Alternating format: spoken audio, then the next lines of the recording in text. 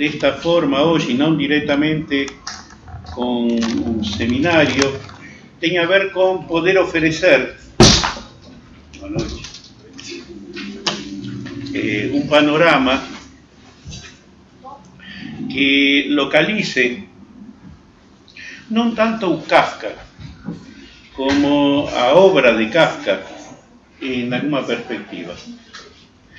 Vamos ter tempo ao longo do seminário para trabalhar, como foi anunciado na ementa, alguns dos contos, alguns dos romances. Não vamos trabalhar em profundidade esses textos na íntegra lendo aqui, porque seria uma tarefa para anos, mas sim poder visitar aqueles textos do Kafka onde a figura do pai e a questão da lei possam estar presentes ou de maneira declarada ou que sejam passíveis de serem indagados. Então, algumas considerações breves sobre o contexto. O seminário entra aqui, agora horário noturno, saiu da adolescência, não? No quarto ano, e se institui num momento peculiar, por diversos motivos. Por um lado, a tentativa de dar continuidade, dar seguimento a uma indagação, que tem um horizonte, talvez possa não estar advertido no detalhe, mas sim em conjunto. Um horizonte que tem o intuito de continuar delineando um território de pesquisa que tem como diretriz eminentemente a psicanálise. E estaria demais avisar, mas quando, pelo menos aqui, falamos psicanálise, preponderantemente tem a ver com a obra do Freud e do Lacan, para evitar qualquer mal-entendido ou anexos. Território de pesquisa cuja diretriz principal é a psicanálise e que se encontra em grande medida articulado a partir de elaborações teóricas de diferente cunho filosófico. Na medida das nossas possibilidades, começamos faz um tempo, com a Barbour, estamos na trilha do Benjamin. O Benjamin vai ter uma presença grande ao longo do seminário por ter sido um filósofo que se debruçou sobre a obra de Kafka ao longo de toda a sua vida, não acadêmica, porque não tinha cargo acadêmico, mas sim das suas pesquisas filosóficas, boa noite. Vamos transitar hoje brevemente algumas considerações do Bataille ao respeito de Kafka. Vamos visitar também considerações do Giorgio Agamben, né? E demais. Mas a diretriz continua sendo a psicanálise pensada neste grande desafio que tem a ver com estender a psicanálise no campo, no território, né? Na perspectiva da filosofia. Bem? E este território que a gente vem desenvolvendo, vem demarcando aos trancos e barrancos, poderia-se dizer, está constituído de alguns termos. A origem, né, para quem frequenta os seminários, são termos já conhecidos. Né? A origem como procedência, como inaugural, como traumático perdido. A memória, eminentemente inconsciente. A história, como fantasmática, como insistência, como filogenia. A lei, como irrupção, como paradoxo e violência. E seus correspondentes efeitos e produções de ordem sintomática. A escolha de incluir o Kafka, que desde já não poderíamos elevá-lo por nem precisar a categoria de filósofo, tem a ver com poder estabelecer um contraponto justamente sobre o tema da figura do pai e os paradoxos da lei em relação à psicanálise. Esse seria o viés para o ano inteiro. Porém, se o seminário mantém habitualmente certa independência do momento presente, poderíamos dizer, as nossas elaborações seguem curso teórico, quase que desenvolvido em uma suspensão momentânea de uma fora. Esse é o trabalho que fazemos no seminário. Lembramos que Lilian Sier aproximava a reunião de um grupo ao estado de um sonho, onde essa realidade de fora se suspende momentaneamente, ao qual se remete de forma incessante a partir das inquietudes que desperta este afora. Essa seria a comunicação com o presente. E rompe no seminário, neste momento, uma questão de forma inesperada, peculiar. Juro que a escolha do Kafka foi anterior, já isto a Antônia poderia testemunhar. A apresentação da ementa antecipou a censura tentada em certos distritos do país em relação a certas bibliografias, entre as quais se encontram alguns textos do Kafka, inclusive. Não foi uma manobra marketineira da nossa parte, tentando aproveitar esse fato lamentável. Então, esse seria o contexto. A intenção é semelhante à dos outros seminários, tensionar singularidades. Singularidades têm a ver com a teoria, com o que a teoria pode oferecer, na procura não de correspondências. Isto é interessante poder frisar. Esta questão da permanência e das mudanças já começa a ter certo cheiro de mofo por momentos, não? Só o que permanece, o que muda. Sim, a nossa opção tem a ver com a procura de certos limiares. E um limiar, entendemos aí sim, a maneira que poderia fazer o Benjamin, diferente de uma fronteira. A fronteira é fechada. O limiar é poroso. O limiar é ponto de passagem, é soleira, é lugar de ida e volta. Então, como abordar os temas que estão propostos nessa perspectiva? Não de encontrar uma correspondência linear, uma procedência direta, uma referência assim maciça, não? Então, que desde já, em Kafka, o nome Freud aparece muito esporádicamente e com um seco negativo em algumas correspondências.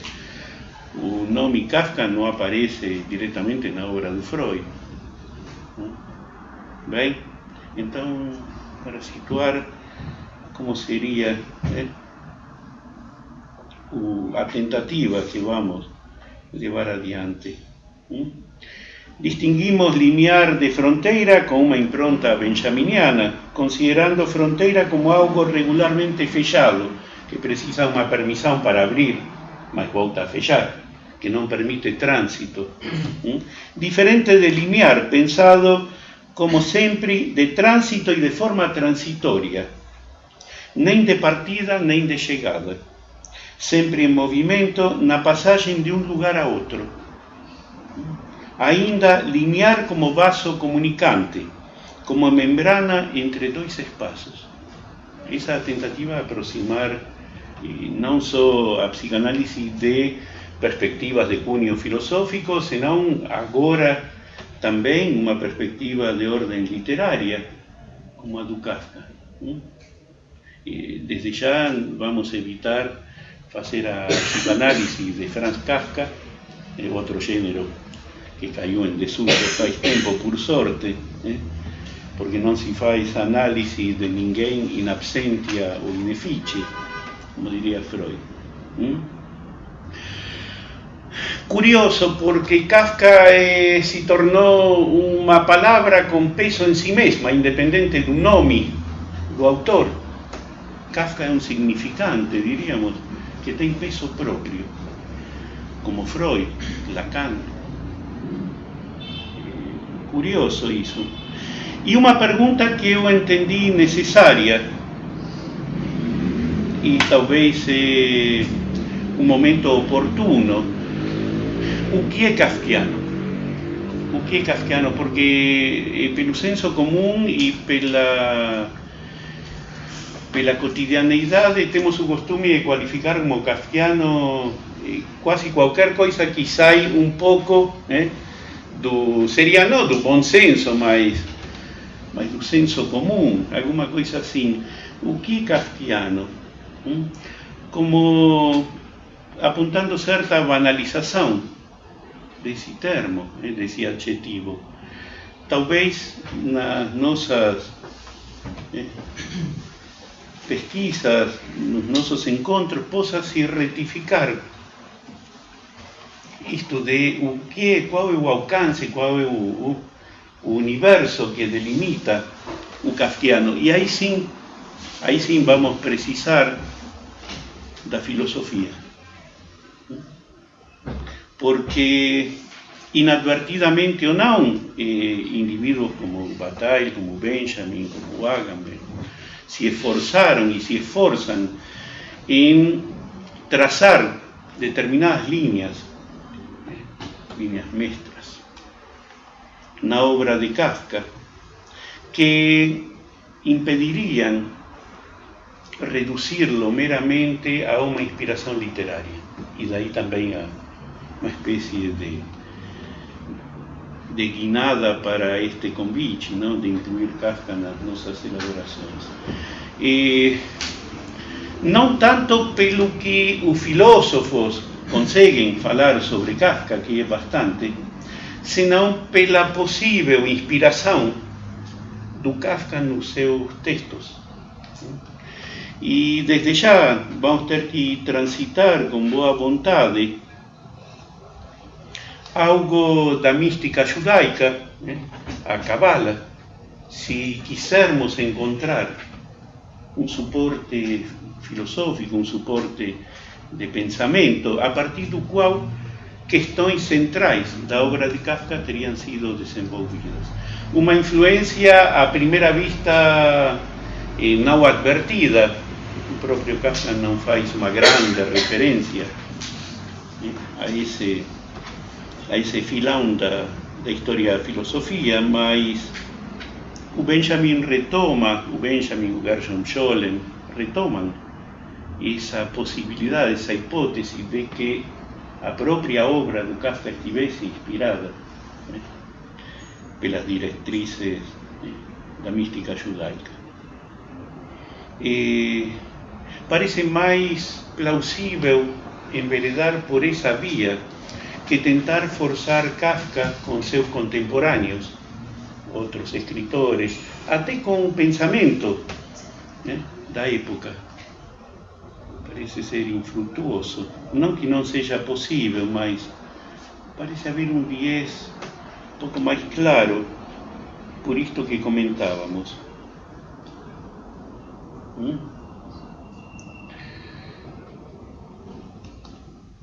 Então, por que Kafka? Nesta perspectiva do que comentamos, consideramos a obra de Kafka uma encruzilhada, de onde partem e aonde confluem alguns dos temas de nosso interesse, entre os quais da figura do pai e da lei, que vão ser o tema central do seminário. Sobre a questão da lei, talvez para ir abrindo as questões, mas com toda a prudência, pois vamos trabalhar diretamente com os textos. Kafka parece levar ao limite a noção do direito e da lei. Aí vamos ter que fazer algumas especificações justamente na diferença entre direito e lei, que é o que corresponde, por um lado, às tentativas de aproximação da obra de Kafka por parte da filosofia. Bom, há uma influência do mundo grego, há uma influência do mundo judaico na obra de Kafka. Estaria entre a diferença do direito e da lei, só para ir revisando. Em relação à psicanálise propriamente dita, o Kafka oferece determinados desafios, porque a nossa concepção, a partir de textos como Tótem e Tabu, indicam esta espécie de revolta dos filhos da horda com o pai, e a partir disso determinadas consequências. Poderíamos estabelecer aí, em grandes traços, o surgimento da lei. Em Kafka e no universo kafkiano, delimitado pela obra do Kafka, a posição em relação à lei é diferente, e disso eu vou tentar aprofundar algumas arestas hoje. Não parece haver a mesma posição em relação à figura deste pai e à lei como encontramos em Freud. Isso para mim foi instigante para poder aproximar o Kafka das nossas elaborações.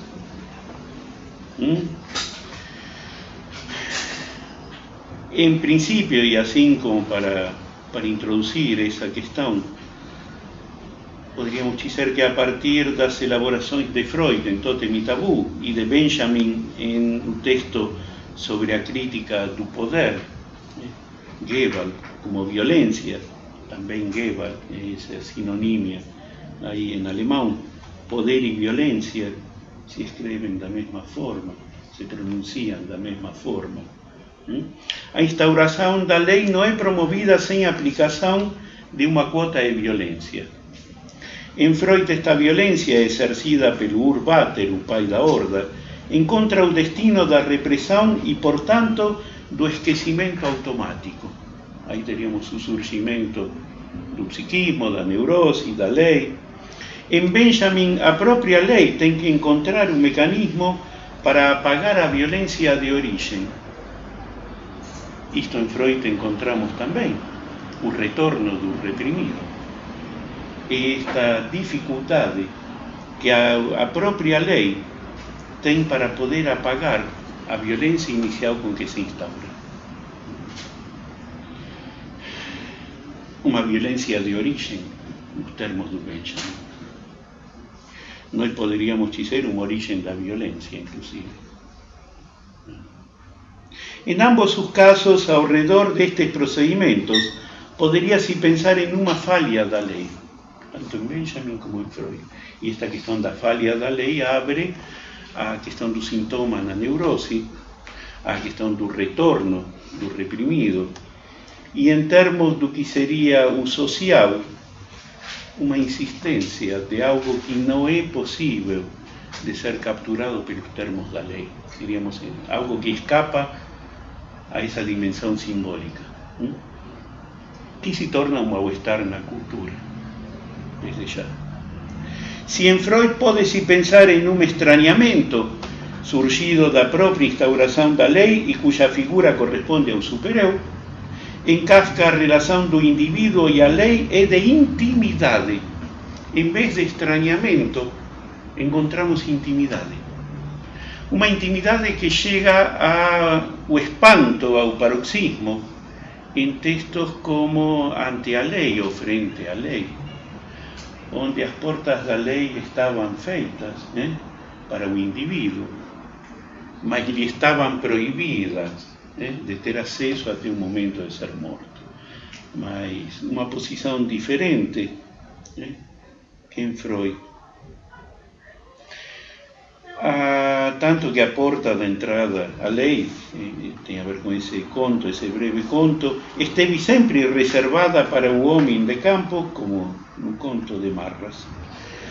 Os que colocam obstáculos para essa intimidade, a intimidade do indivíduo com a lei, são os semelhantes.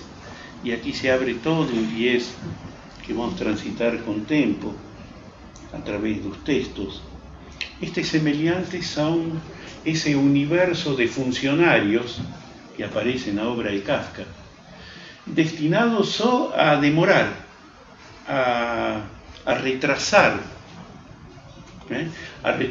a entrada do indivíduo no castelo para poder falar com o dono, a esse exército de funcionários, até qualificados, que demoram a resolução no processo, mas que, paradoxalmente, são funcionários que só têm essa missão, porque o que teria a ver, vamos dizer, no conto, no romance do processo, com o processo em si, já está decidido de antemão.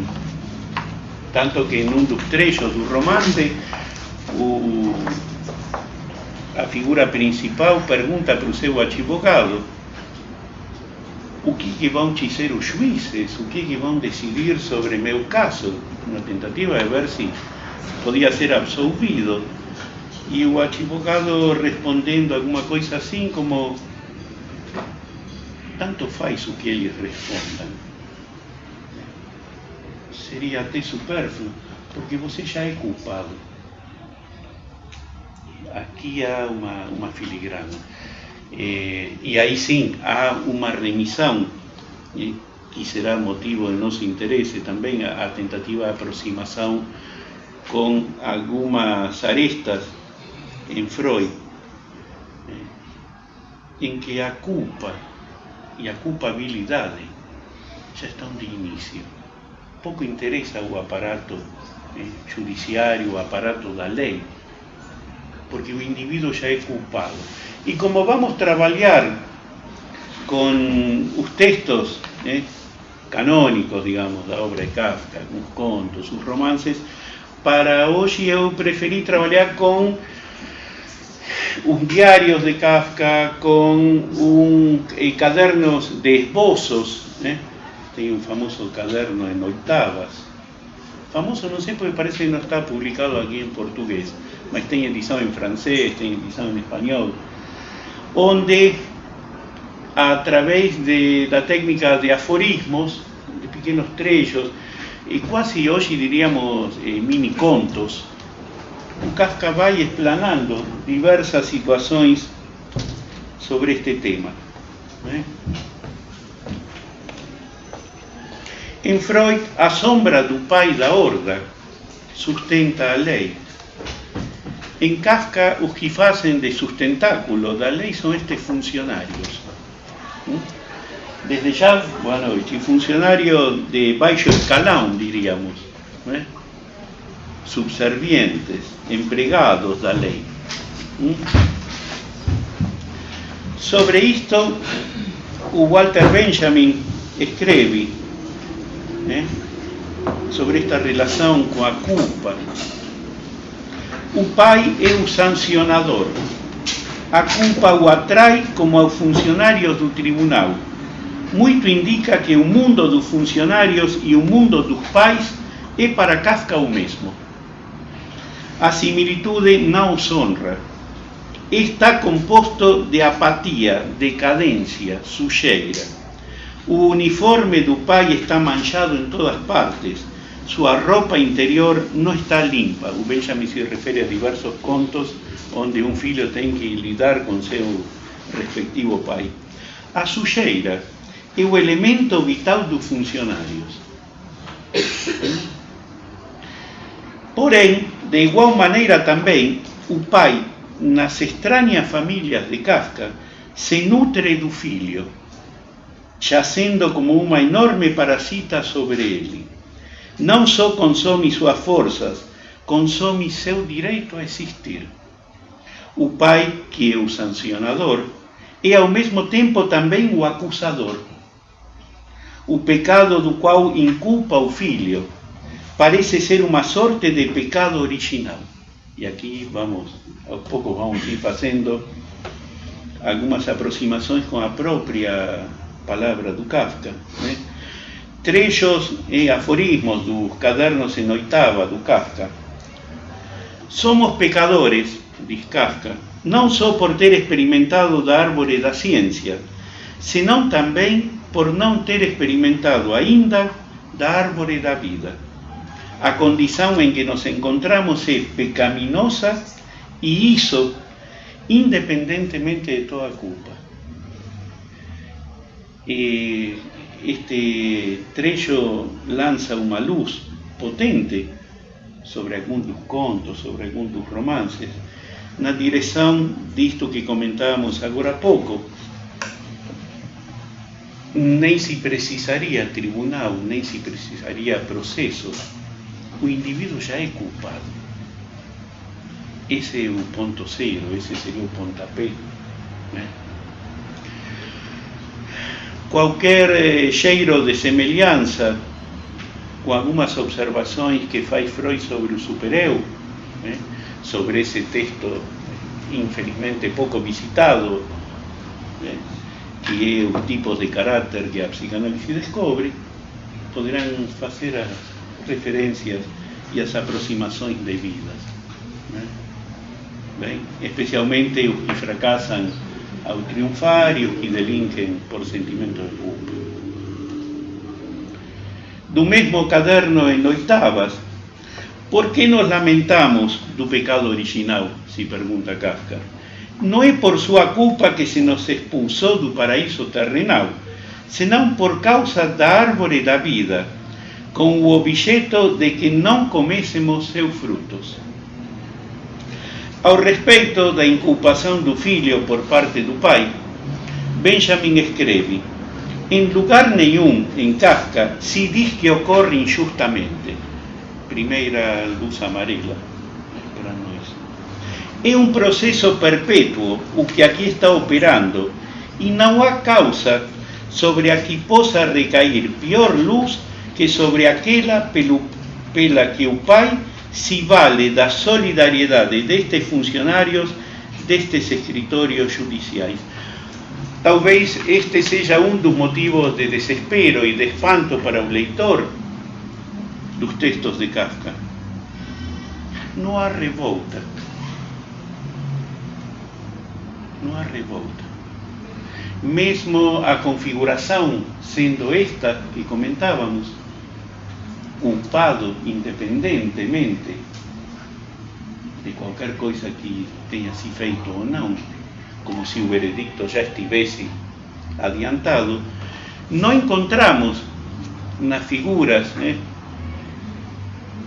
dos textos de Kafka revolta. Não há conjura dos filhos da horda. Quem tenha tido a sorte de ler esses textos seguramente pode lembrando mentalmente de qué se trata este desespero que provoca en un lector. En vez de revolta, não poderíamos também não dizer submissão, no sentido tradicional. Não poderíamos também não qualificar como passividade. Parece que aí, nessas frestas, nessas nuances, é onde desponta algum entendimento do Kafka sobre o que seria o universal desta lei e o lugar que lhe corresponde ao indivíduo. Novamente, um lugar desesperador para quem lê. Novamente o Benjamin.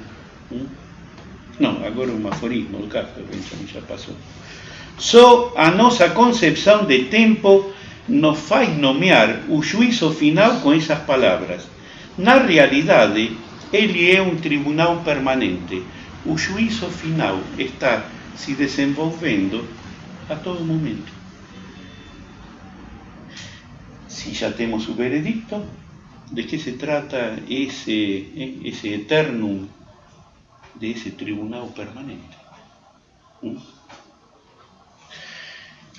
Giorgio Agamben, en O Mesías e o Soberano, un texto que se debruça sobre o problema da lei em Walter Benjamin, escreve: na oitava tese sobre o conceito de história, escreve Benjamin: a tradição dos oprimidos ensina-nos que o estado de exceção em que vivemos é a regra.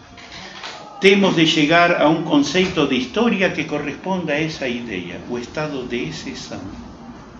Só então se perfilará diante dos nossos olhos, como nossa tarefa, a necessidade de provocar o verdadeiro estado de exceção. Na sequência, Agamben cita outro fragmento do texto benjaminiano, o dito apócrifo de um evangelho. Onde quer que eu encontre um homem, lá pronunciarei sobre ele o juízo, lançado uma luz particular sobre o dia do juízo final. Isso lembra o fragmento de Kafka. O dia do juízo final é um juízo sumário, mas acrescenta também algo. Segundo o dito, o dia do juízo final é indistinguível dos outros. Em todo caso, esse dito evangélico fornece o critério para o conceito de presente, que o historiador deve tornar seu. Todo instante é aquele do juízo sobre determinados instantes que o precedem. Por este viés, insistimos, é possível pensar em perspectiva o romance do processo, já definido o veredicto antes do julgamento. Em relação à questão da lei, pode-se apontar em Kafka uma variação das anteriores abordagens de toda esta mecânica. Outra questão desesperadora, poderíamos dizer, para o leitor, seria prudente apontar hoje. Em Kafka não há esperança, daí que não haja revolta. Em Kafka não há esperança. Numa das biografias do Kafka, escrita por Max Brod, o íntimo amigo, aquele que traiu a confiança de Kafka, não tocando fogo nos textos, na boa parte dos textos, e depois de morto o Kafka enviando para publicação, o Max Brod lembra de um diálogo com Kafka. Ora, não, me disse o Kafka ao Brod, nosso mundo é só um mau humor de Deus, um mau dia. Então, haveria fora desta forma de manifestação do mundo, esta que conhecemos, alguma esperança? Pergunta Brod. Kafka sorriu. Ora, esperança suficiente. sem fim de esperança, só que não para nós. Bem,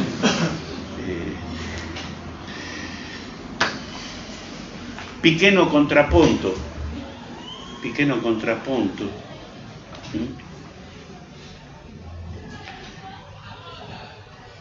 Para Kafka, o Messias vai chegar. O problema é que sempre chega tarde. Chega um dia depois. Chega quando já não há nada para ser feito. Por isso, o pobre infeliz que é jogado dentro, empurrado, chutado dentro das portas da lei, consegue isso que almejou a vida inteira, chorando, choramingando às portas da lei, justo no momento em que vem a falecer. Bruno Ganz, são terríveis algumas denominações, o Kafka polonês. Conhecem o Bruno Ganz? Kafka polonês.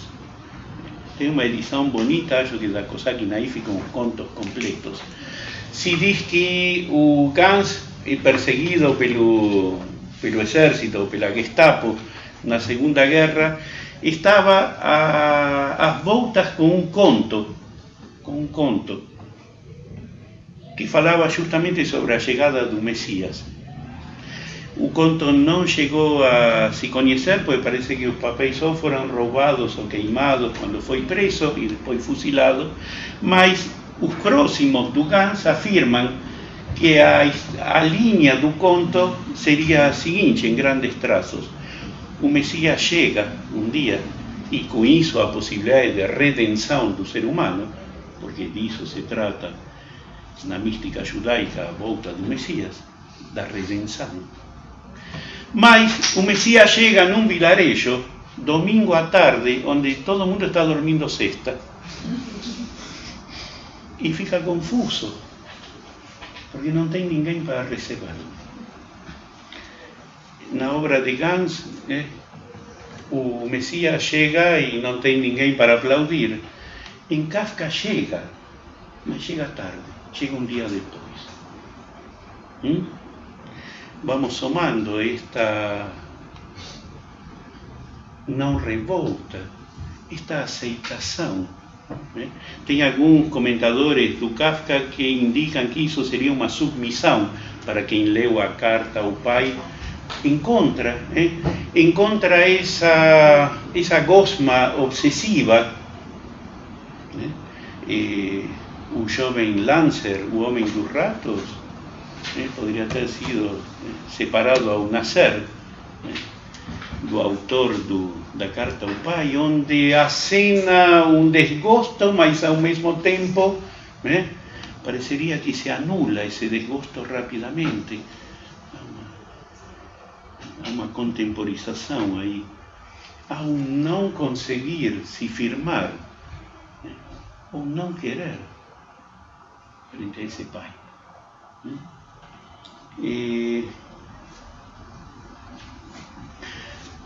Falando sobre a esperança, se em Kafka chega tarde o Messias, se para nós não tem esperança. O Giorgio Agamben, no texto, no livro A Aventura, escreve sobre a esperança. Diz o Agamben: o amor é, nesse sentido, sempre sem esperança, e, todavia, apenas a ele pertence a esperança. E este é o sentido último do mito de Pandora. O fato de que a esperança, o último dom, permaneça encerrada na caixa, significa que ela não espera sua realização factual no mundo. E não porque remeta a sua satisfação a um invisível para além, mas porque ela já sempre foi, de algum modo, atendida. O amor espera porque imagina, e imagina porque espera. Espera o quê? Ser atendido? Não, verdade não, porque é próprio da esperança e da imaginação ligar-se a algo que não pode ser atendido. não porque elas não desejem obter o próprio objeto, mas porque, enquanto imaginado e esperado, o seu desejo já foi sempre atendido. Que, segundo as palavras do apóstolo, na esperança nós fomos salvos. E é por isso, ao mesmo tempo, verdadeiro e não verdadeiro. Se o objeto da esperança é o que não pode ser atendido, é somente enquanto insalváveis, já salvos, que esperamos na salvação. Assim como supera o seu atendimento, a esperança ultrapassa também a salvação e também o amor. A esperança, para ser a tal, não deve ser realizada. Esta parece ser uma versão benigna desta posição do Kafka. O Agamben, nesse mesmo livro, acho que nesse mesmo livro faz umas referências ao Kafka. Outro aforismo do Kafka: acreditar no progresso não significa acreditar que tenha sido já um progresso. Isso não seria uma fé. O progresso e a esperança em Kafka parece que correm trilhas semelhantes. Se se acreditasse, não haveria progresso. Tem que ficar assim.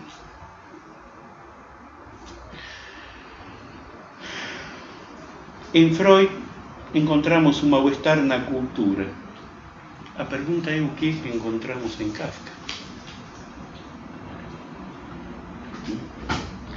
Em Freud, este mal-estar na cultura indica uma tensão constante entre o que pulsionalmente empujaria e o que civilizadamente seria restrito, seria negado. Alguma pergunta até aqui? Alguma questão?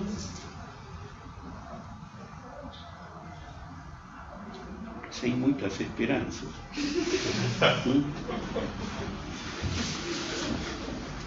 Permite fazer algum nexo, algum laço para quem já leu algum dos textos do Kafka?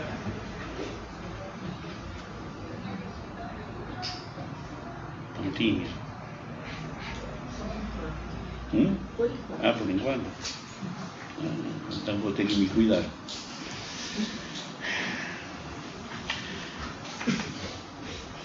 Onde localizar Kafka na filosofia? Que disto já dissemos algumas palavras no início. Abordaremos brevemente esta questão por duas vias. A procedência do pensamento de Kafka, que já declaramos que entendemos ser plausível pela via da mística judaica. Para alguns autores, o Kafka seria o último dos místicos cabalistas na sua posição ética em relação a estas questões sobre a redenção, a esperança, a fé, a lei, a justiça, o direito.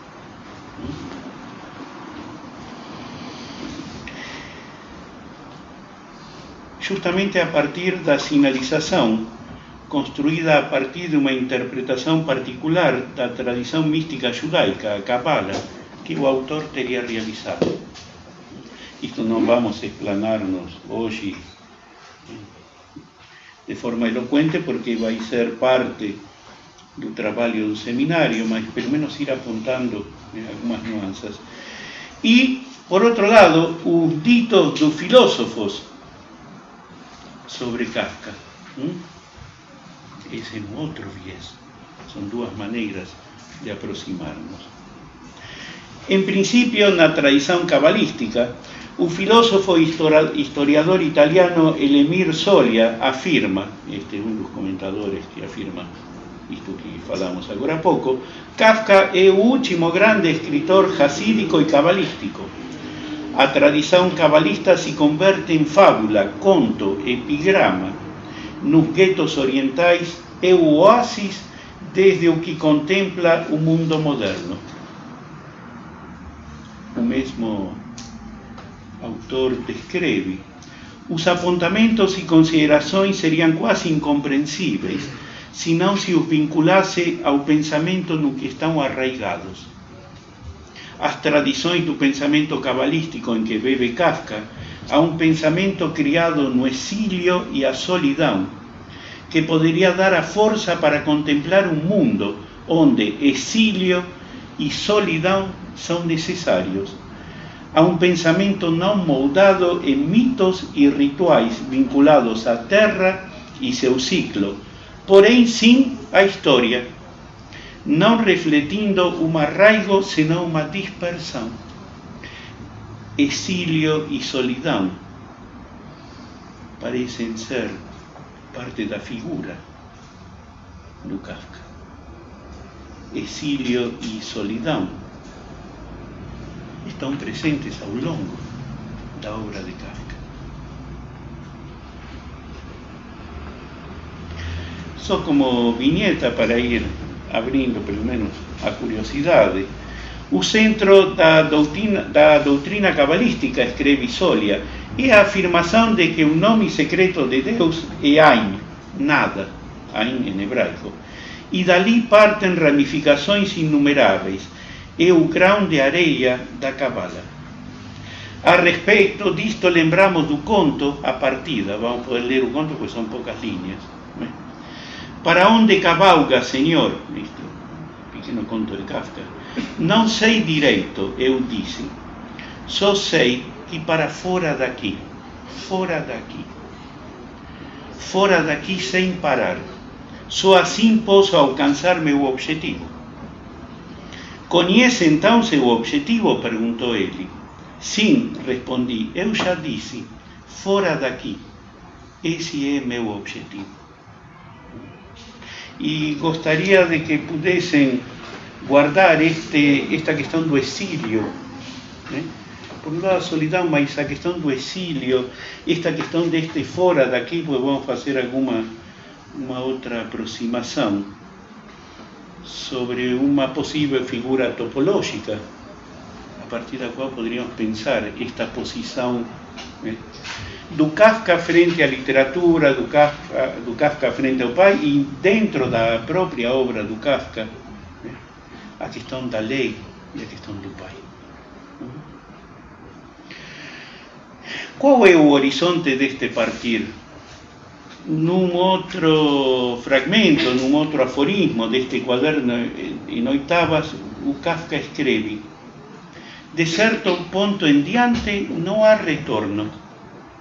Esse é o ponto que há que alcançar. Tentador pensar na esfera de Pascal e esse ponto, onde estaria nessa esfera? Uma esfera sem centro. Porque o centro está em todo canto. De certo ponto em diante não há retorno. Esse é o ponto que há que alcançar. Sim. Teria alguma coisa a ver com essa questão do estrangeiro? Como pensaria isso? Essa questão de fora daqui, do exílio, como se ver como estrangeiro. Uhum. É interessante. Talvez a figura que o Kafka propõe com este fora daqui é de uma desterritorialidade que nem sequer permitiria esta ideia de estrangeiridade. Porque o estrangeiro seria alguém que vem de um lugar e vai para outro. É estranho neste lugar. A preocupação do Kafka não é se é conhecido ou é estranho. Só sair daqui. Exatamente.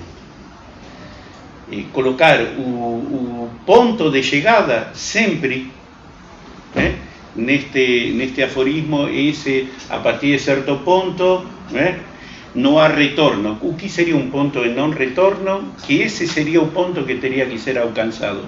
Talvez é mais trágica a figura. Salvo que se pense, pensando em estrangeiros, Tem inclusive romance, filme. Daria uma boa série para o Netflix hoje em dia, já que tudo vai para o Netflix. Teve alguns barcos com refugiados da Alemanha nazista, judeus na maioria dos casos, que teve inclusive que ficou famoso, pois se afundou na frente de um porto, porque não conseguiam autorização para desembarcar em canto nenhum. Eram rejeitados em todo o porto que chegava, tendo fugido da Alemanha, e morreram naufragando. E talvez esse é o ponto de não retorno. Mas em Kafka esse ponto seria desde sempre e para sempre. Não há onde chegar, não há onde ir. Mas ao mesmo tempo, o instigante nos relatos do Kafka é, por um lado, a insistência dessa partida. Fora. Talvez é uma figura mais desgarradora esta que propõe Kafka. Porque a partir da sua pergunta é interessante, bom, se é fora daqui, aí temos o horizonte. E qual é a procedência? Me faz pensar na definição da linha do horizonte de uma criança. Ela fala que a linha do horizonte é uma ilusão, que sempre quando você chega lá, ela não está mais lá. Então esse fora daqui é sempre essa ilusão de chegada numa linha de horizonte. Isso. É um ponto de chegada a lugar nenhum. Isso. Por isso é gráfico esta insistência aí fora. É um fora. Vamos ver como é que este fora pode se preencher.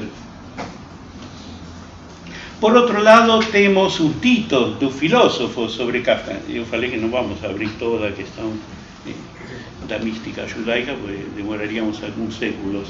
Mas sim, pelo menos para ir acenando uma procedência possível, um viés.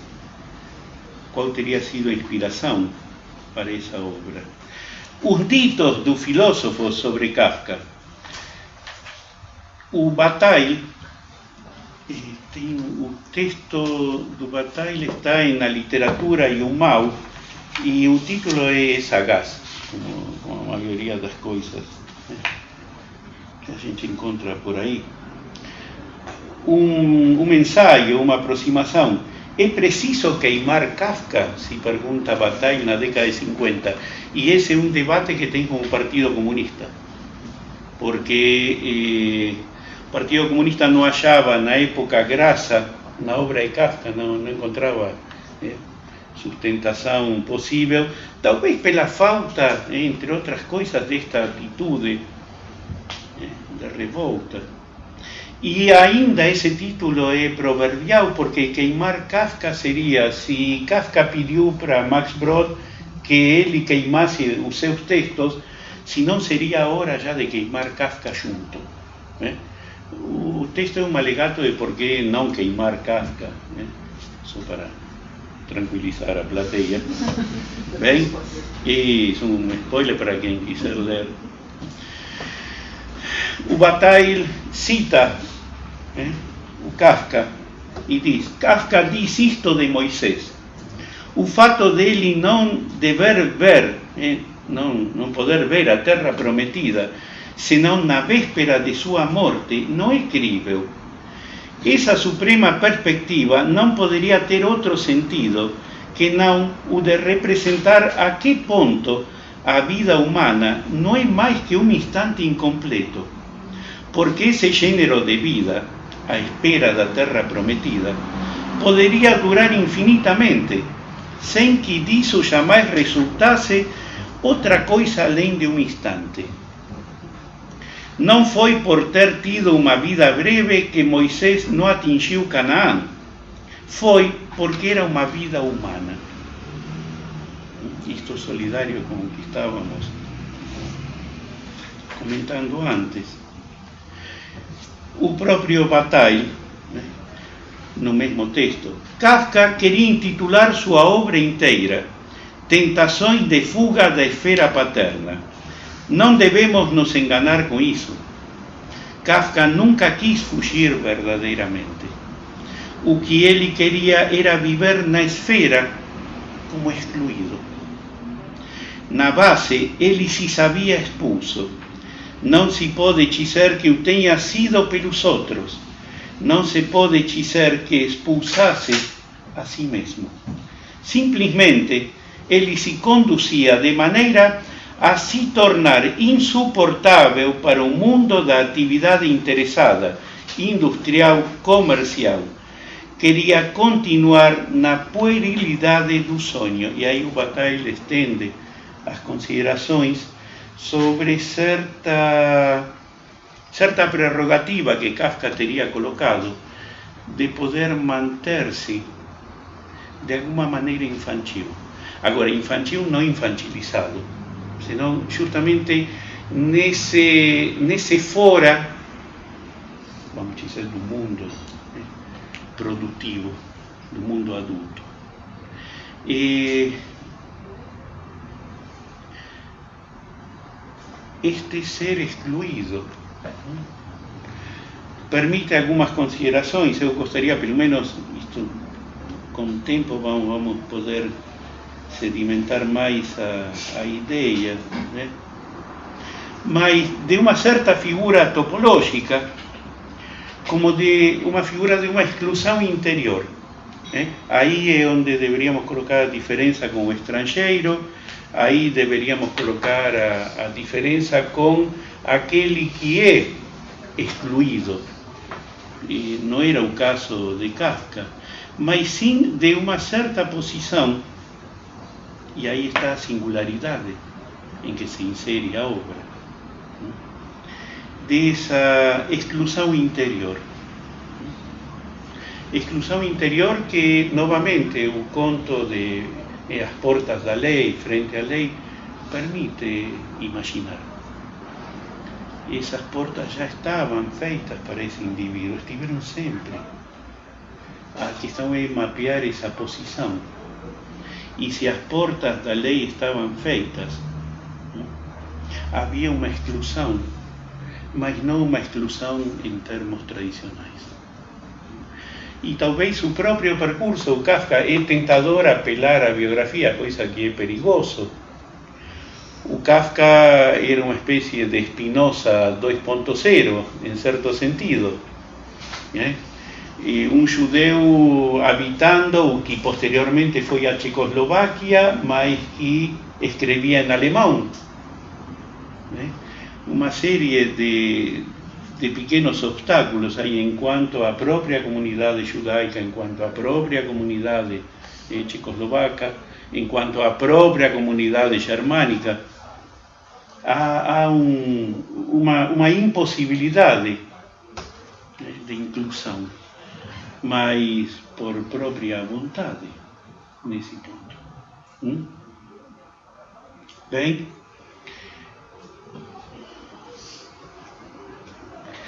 pensar por esta via, esses são pequenos lembretes que eu coloquei, né? A porta foi feita para o indivíduo a condição de que não entrasse, mas era para ele. Aí está esta intimidade do indivíduo com a lei. Não há estranheza, há intimidade. Mas uma intimidade pensada à maneira dessa exclusão interior. É tão íntimo que se encontra excluído. Bem? Outro aforismo do Kafka. O caminho verdadeiro passa por uma corda que não está tendida em alto, senão sobre o chão. Parece disposta mais para fazer tropeçar que para que se a percorra. Mais um aforismo. A tarefa escolar és tu. Não se vê aluno por nenhuma parte. Percebemos esta figura, né, que faz coincidir isto que é interior e exterior, né, mas de uma maneira peculiar, esta exclusão interior. a tarefa escolar és tu. Não se vê aluno por nenhuma parte. Sobre a questão da lei, que desde já aparece por momentos, e isto também é tentador fazer uma redução mais ou menos freudiana, que é o que vamos ter que atentar-nos para não fazer, ligar diretamente a figura da lei e do pai, e daí derivar algo que tem a ver com o direito, com a justiça, termos que é bom manter a certa distância, em princípio.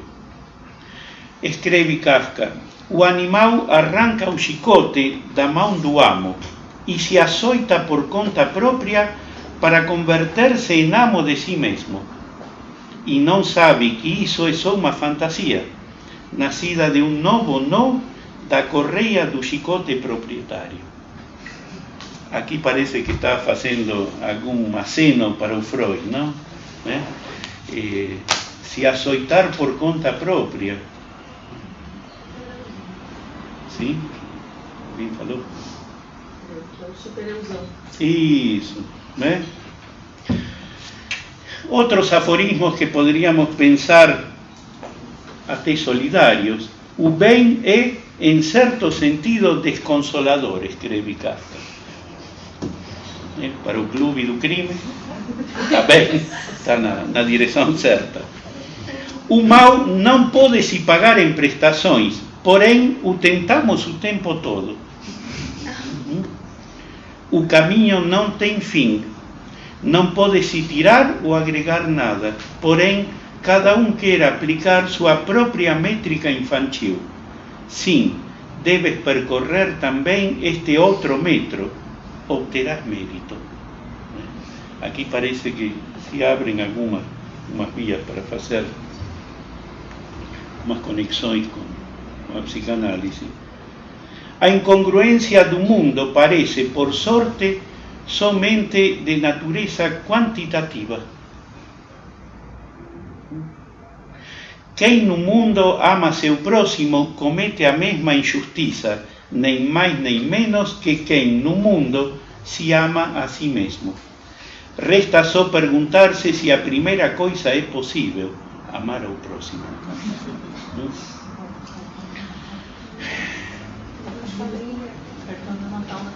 Isso, exatamente, já podem guardar essa frase. Foi-lhes apresentada a opção de se tornarem reis ou mensageiros dos reis. À maneira das crianças, todos quiseram ser mensageiros. É por isso que existe um bando de mensageiros que correm pelo mundo e, uma vez que não há mais reis, bradam uns para outros mensagens que perderam o sentido. Gostariam de pôr um fim à sua vida miserável, mas não ousam fazê-lo por causa do juramento de ofício. Este aforismo vai talvez na direção, permite uma ligação com isto que conversávamos antes sobre os funcionários.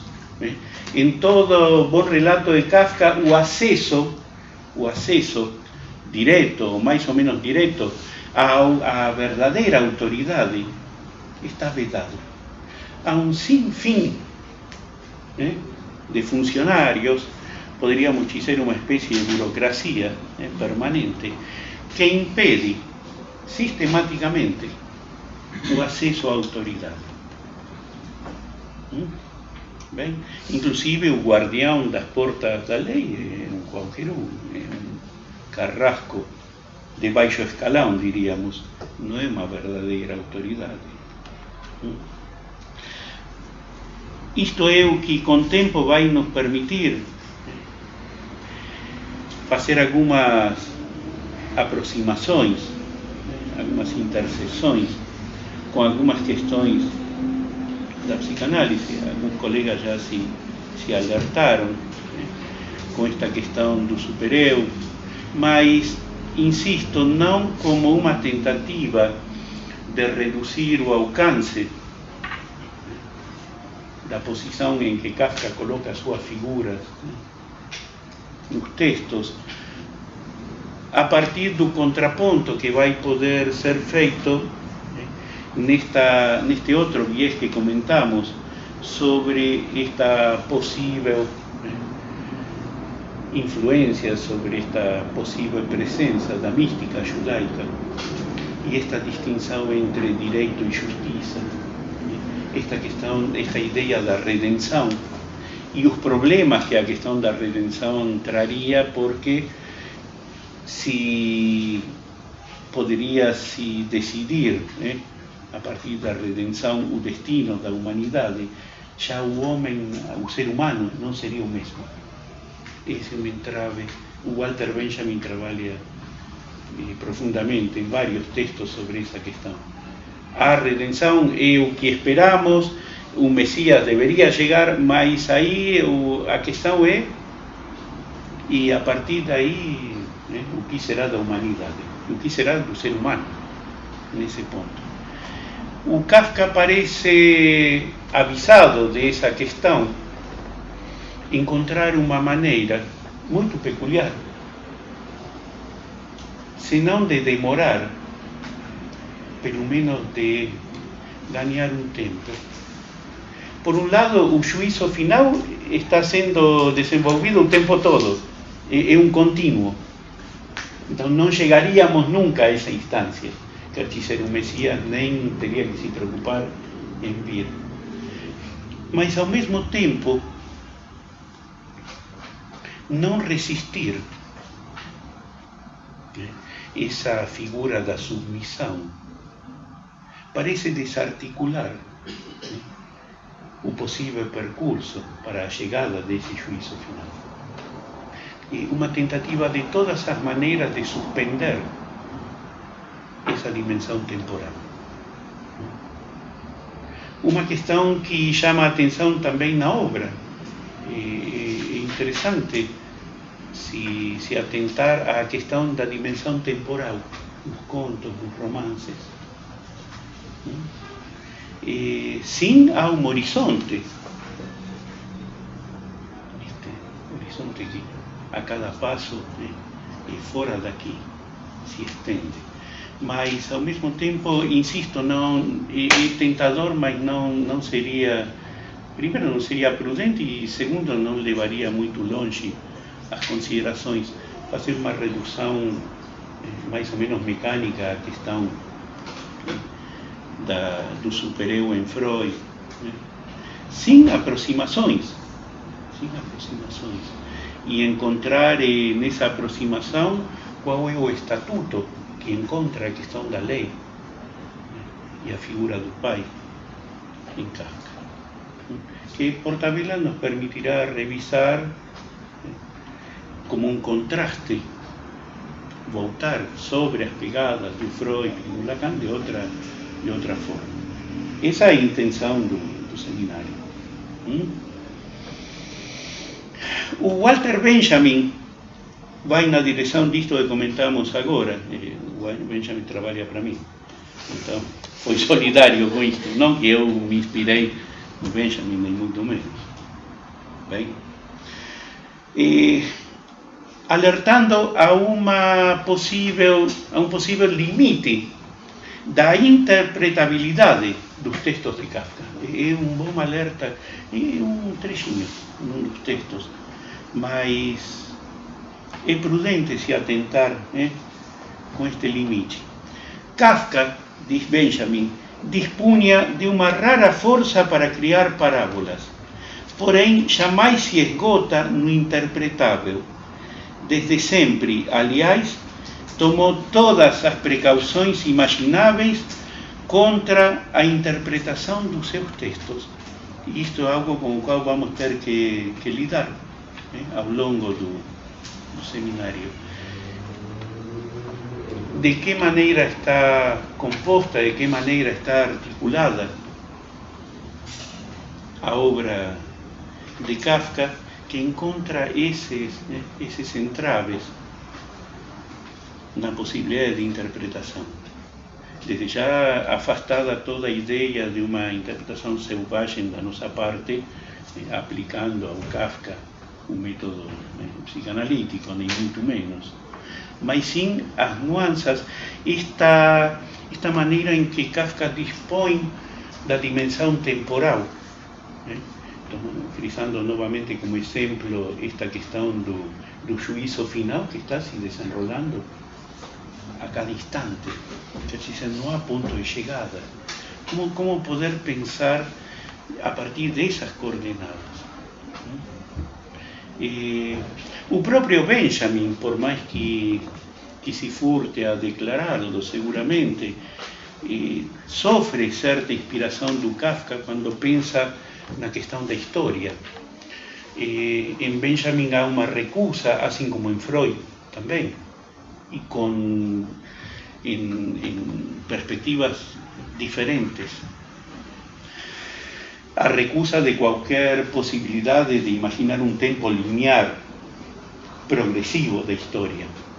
E em Benjamin há um requebrado curioso em relação a isto que comentamos sobre o Kafka e a temporalidade. O Benjamin entende que para que haja história não é suficiente a rememoração, a lembrança de eventos do passado. O Benjamin entendia que para que haja história, um presente tem que se superpor, tem que se inserir no presente. E essa superposição produz o que poeticamente designa como um relâmpago, um lampejo, que essa é outra inspiração da mística judaica. O lampejo, o relâmpago. Por um instante, se o presente consegue se inserir no presente, algo do presente no presente, aí temos história. É uma forma de manejar a temporalidade, inclusive talvez mais instigante por momentos que o simples modelo do trauma em Freud, a ressignificação. Tendo pegado carona nisso, já em alguns dos seminários anteriores trabalhamos a possibilidade de pensar a questão do trauma em Freud não como mera ressignificação, isto é, o ponto o S1, o S2, lido retroativamente, senão que o verdadeiro ato analítico, que seria próprio como efeito da interpretação, seria não só colocar uma luz no passado, senão muito longe disso, porque isso seria nostalgia, seria uma retrospectiva. Saquei como foi lá, senão muito pelo contrário. Esse lampejo apontado, essa luz apontada ao passado, a um fragmento do passado, se reorganizaria de tal maneira que nos estaria impedido pensar o presente da mesma forma. Se há interpretação, se houver ato analítico, esta ressignificação não poderia só apontar ao passado.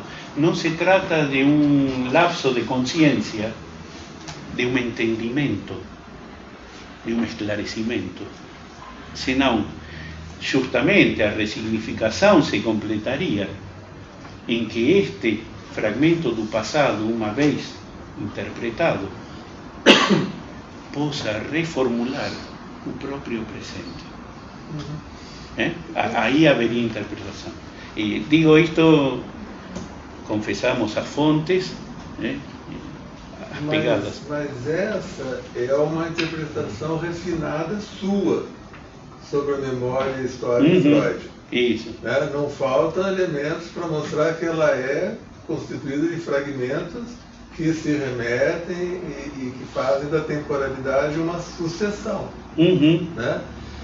Aí quando você remete a esse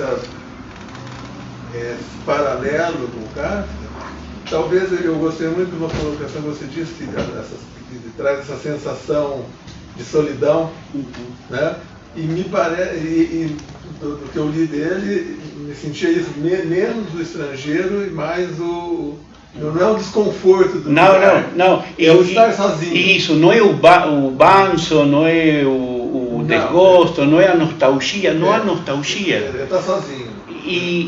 não só que está sozinho, senão que poderíamos utilizar, aí sim, um termo bem freudiano, mas teríamos que ajustá-lo. O indivíduo sempre está desamparado.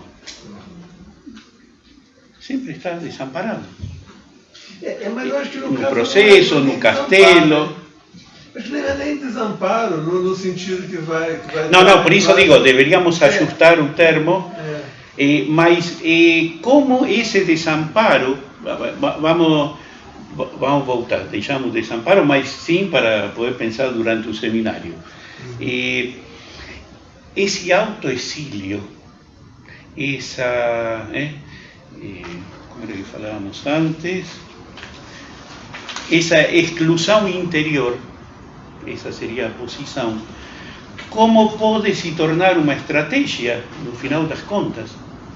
Primeiro, para encarar esta questão dessa temporalidade, aí teríamos que ir retomando todas as questões que vimos, e ao mesmo tempo, nos permitiria poder pensar a posição do indivíduo frente à lei, que desde já, nos desfechos dos romances e dos contos, é nefasto.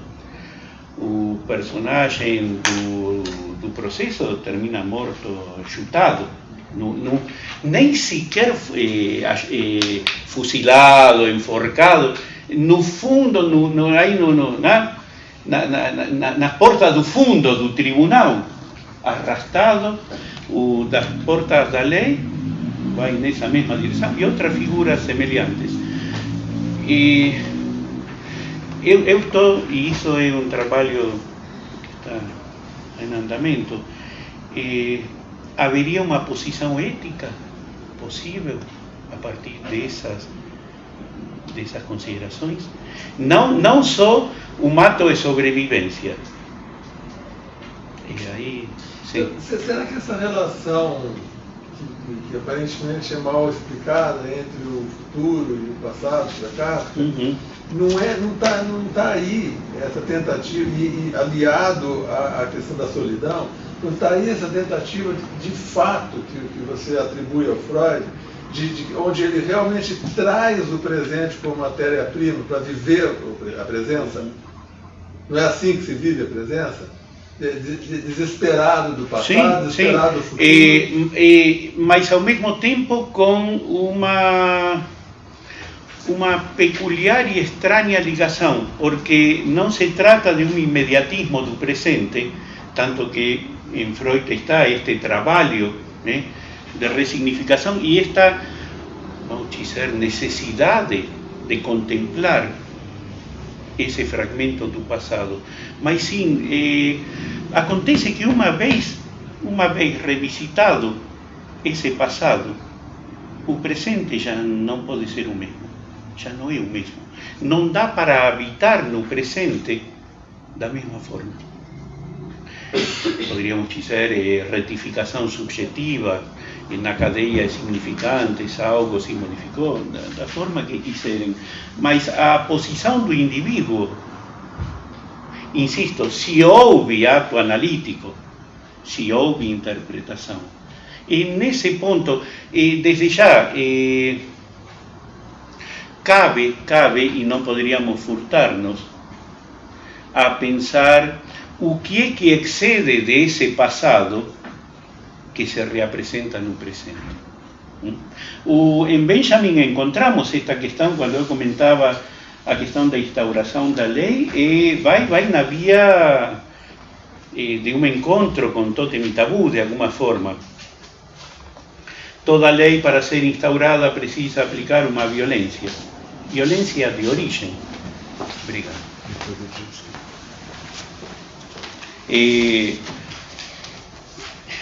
Precisa ser aplicada uma violência de origem que legitima a instauração da própria lei. Não há acordo de votação, não tem. Não, tá? É como diz o Saussure no curso de Linguística Geral, quando os homens, os seres humanos, se sentaram numa roda para escolher entre todas as palavras. Vamos votar, gostam desta, não tem isso. Agora, a própria lei, uma vez instaurada, tem que encontrar os mecanismos para apagar esa violencia de origen, porque senão esa violencia podría deslegitimarla. Por un lado, no hay instauración de ley sin violencia, eso sabemos por Totem y Tabú, y talvez onde Freud avanza un paso, Benjamin faz o quadro de situação, onde o Freud avanza um passo nessa direção, é que isso seria a falha da lei. Por isso há retorno do reprimido. Há sintoma porque a falha da instauração dessa lei não tem como ser... Não tem como recalcar completamente? Não. Não, senão estaríamos como o Huxley num mundo feliz. O sintoma é a evidência dessa falha. Pensado em grandes traços, não é só isso o sintoma.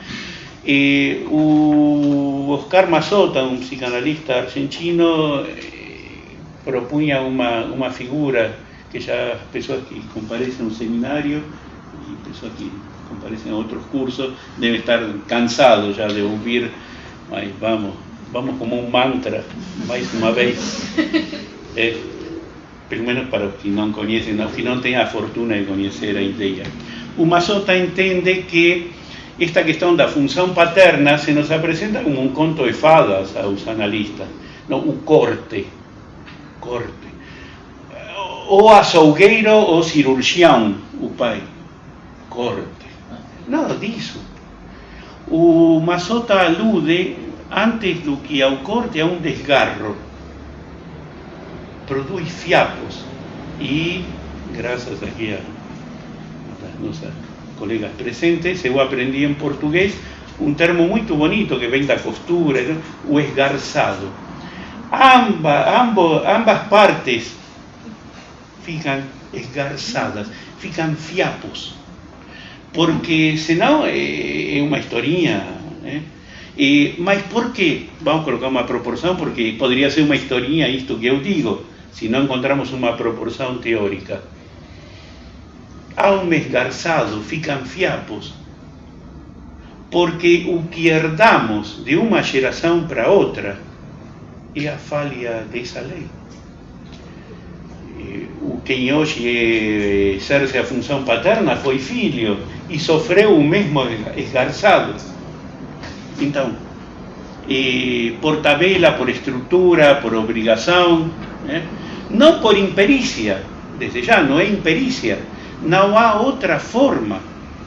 E diga-se de passagem, graças que não tem outra forma um pouco mais certa, é o que humaniza a transmissão dessa falha. É o que abre a possibilidade de um ser desejante. Então, o Benjamin faz uma análise, entendo, lúcida sobre essa violência, e é como se a gente pudesse ler esse texto sobre a noção de poder, que o Benjamin se serve da sinonímia em alemão, Gewalt. Poder e violência significam, tem ambas acepções. É um termo proverbial, igual que Schuld, culpa e dívida. É um prato servido isso. Mas não haveria outra maneira. Não haveria. E no que o Freud fica pacato, talvez por colocar os termos dentro de uma versão neurológica no projeto de psicologia, é isto que o Benjamin coloca com todas as letras: certa violência. Violência de origem. Violência de origem, o assassinato do pai da Horda. E na mesma magnitude dessa violência, o arrependimento e a culpa. Então, aí temos umas proporções. Em Kafka não haveria assassinato do pai da Horda, porque não há nem sequer denúncia da violência. É isto que o Benjamin coloca, e isso é desesperador para o leitor. para um leitor mais ou menos romântico que está esperando, né? Que termine tudo isso, que se resolva. Esta noção peculiar que é possível, não é que está dita por Kafka, não estava nem aí com explicitar isso, mas esta temporalidade possível, né, a partir deste fragmento que a gente visitou, este contínuo, né, que seria esse juízo final, que primeiro não vai chegar porque já está sendo, nem necessidade tem de chegar. Inclusive, a essa impossibilidade de chegada do juízo final implicaria que não vai ter prestação de contas, porque já estamos culpados desde o início. Percebemos como é possível ir articulando essas questões. No fundo é desnecessário, poderíamos dizer. O próprio tribunal, no romance do processo, é um enfeite. Se o próprio advogado de defesa diz para seu cliente, bueno, não interessa o que diga, você já foi, já é culpado. Então, essas são as questões que, em princípio, digo isto sem debruçar-nos mais na intimidade dos textos, como vamos tentar fazer. Desde já não vamos ler os textos aqui, seria impraticável, mas sim confiar na boa vontade dos participantes que vão ler o texto e em casa ou vão lendo, e trabalhamos aqui algumas linhas, vamos tentar fazer esses apontamentos, essas aproximações. Desde já, insisto, não na intenção de puxar o Kafka, puxar a sardinha do Kafka para nosso benefício, nem muito menos. Pelo contrário, o que se tornou instigante para mim na escolha, poderia ter sido instigante também incluir o Benjamin como contraponto. Temos colegas que trabalham de forma maravilhosa com indivíduos como Canguilhem. Não sei se tem alguém na sala, né? Possa dar testemunho. Então, justamente não na tentativa de reduzir, de meramente tentar metabolizar, canibalizar. Pelo contrário, instigar essas proximidades e ao mesmo tempo demarcar, sim, um contraponto da diferença. É fascinante percorrer os textos de Kafka em paralelo a ler o Caso do Homem dos Ratos. É um exercício, não é para todo dia e não é com o estômago vazio, mas...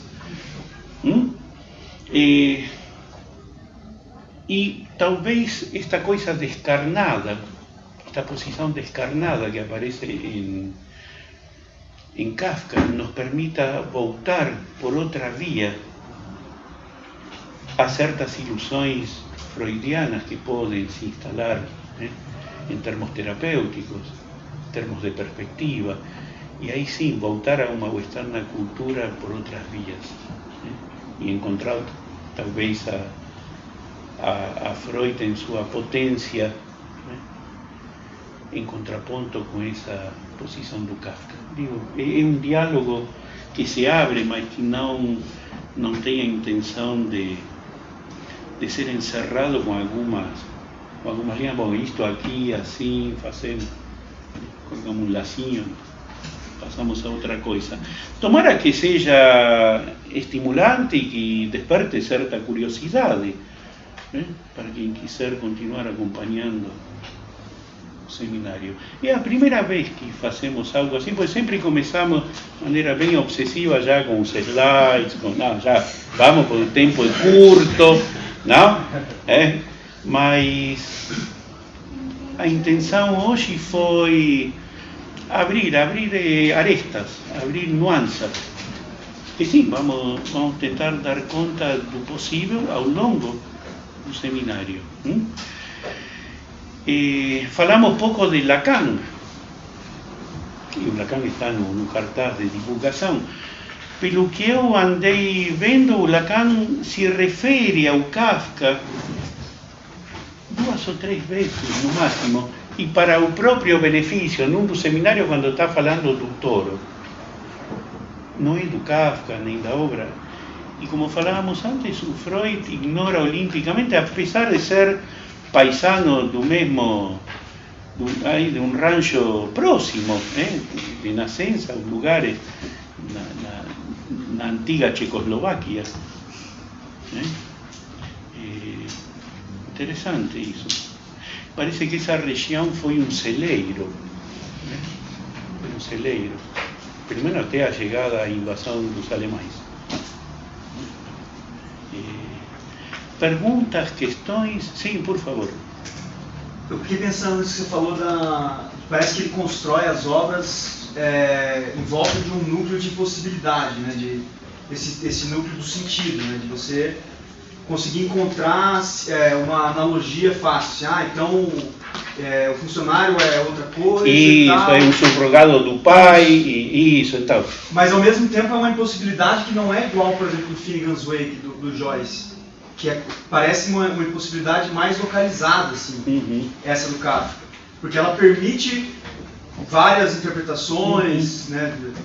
Mas ao mesmo tempo você não consegue reduzir a obra, você fica claro aquilo, mas ao mesmo tempo ela não é tão selvagem também quanto, por exemplo, o Finnegan's Wake.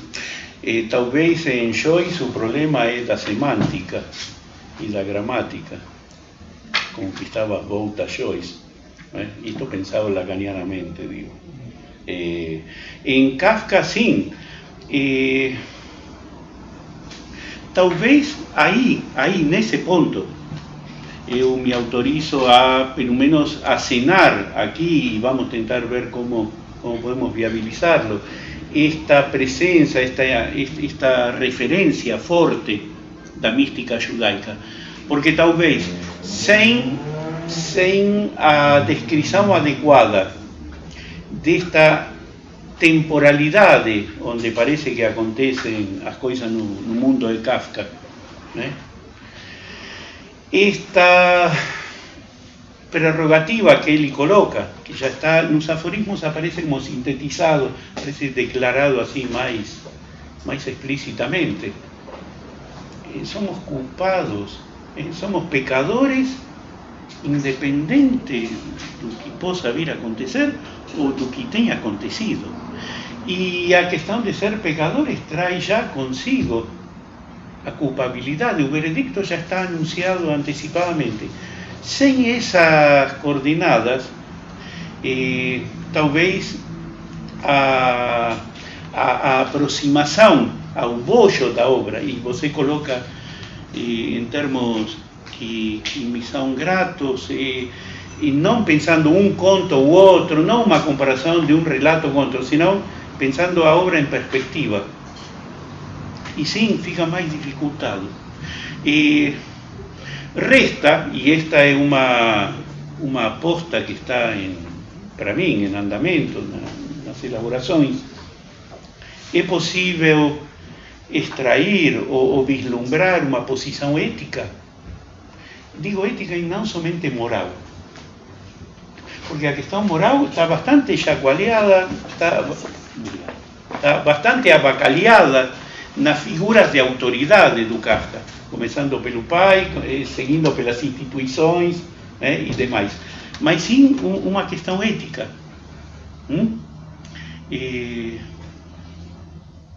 Que não se trata de uma mera submissão. Porque aí está outra leitura rápida que se faz. A gente lê carta ao pai, não. Um neurótico obsessivo que vai e vem. Parece que há algo a mais que poderia ser transitado aí. E que justamente pertence a uma esfera um pouco mais ampla de conceitos. É aí onde a questão da temporalidade, esta questão destas figuras que aparecem, vão poder adquirir uma espessura diferente.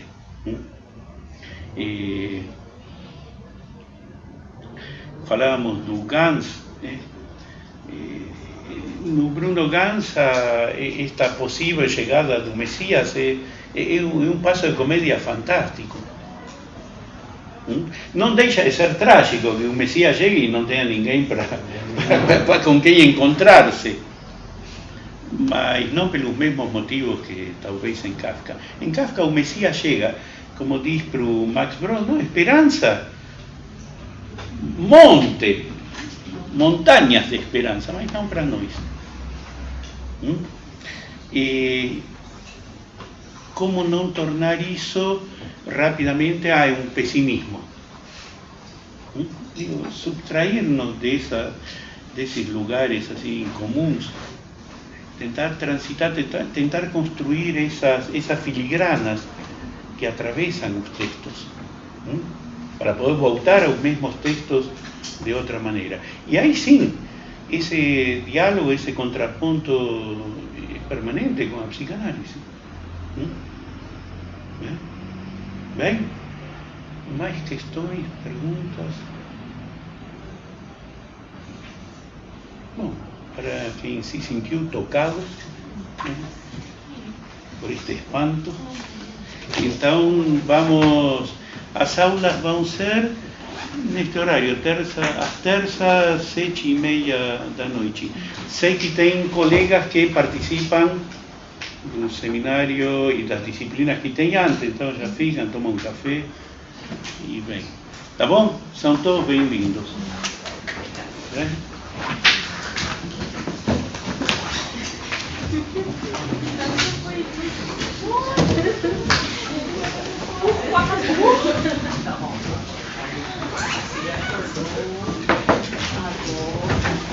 Torcida organizada.